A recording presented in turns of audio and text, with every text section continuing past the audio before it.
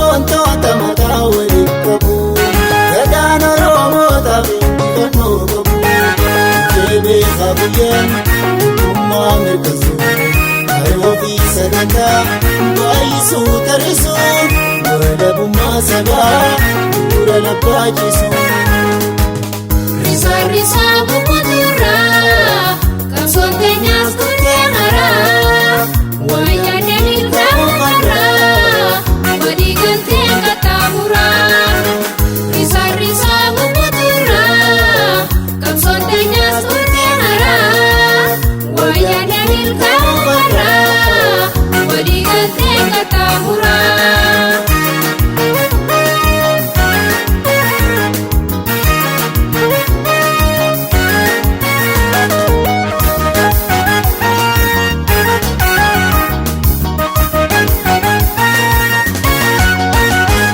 Oromoo walii galuun har'a hubadhaa dirqamaa. Yoonni taa'uudhaaf keenya bilisummaa bakki biraan jiru eega tokkummaa.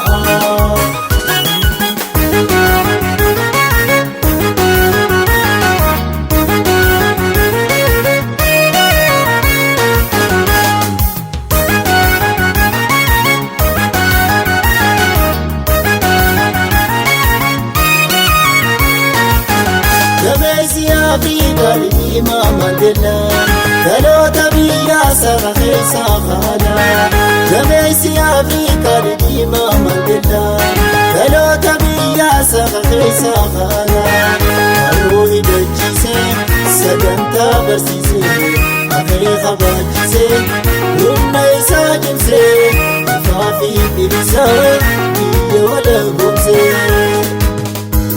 Risaa bukutuuraa qabsoon keenyaas kuttee haraa waan yaadeen ilkaan qarraa walii galtee qaxxaamuraa.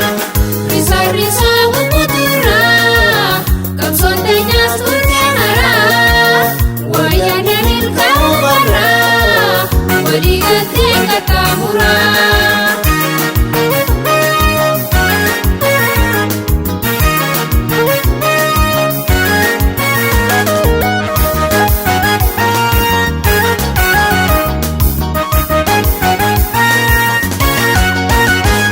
Oromoo walii galuun har'a hubadhaa dirqamaa. Yoonni taa'uudhaaf keenya bilisummaa bakki biraan jiru eega tokkummaa.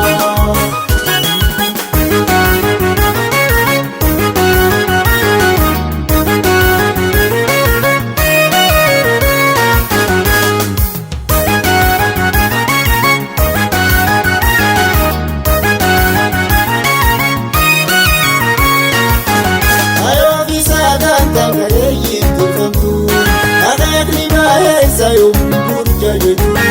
Hayoo fi saagaan tangaleeyin tolfamtu akeekni baay'eessa yommuu burjaajetu. Maatiin Oromoota isinii agartu saawolni keenya walii galtee cimtu bilisummaa sabaa galmaan gayaa martu. Risaa bukutuuraa qabsoon keenyaas kuttee haraa waan yaadeen ilkaan qarraa walii galtee qaxxaamuraa. Risaa bukutuuraa qabsoon keenyaas kuttee haraa waan yaadeen ilkaan qarraa walii galtee qaxxaamuraa.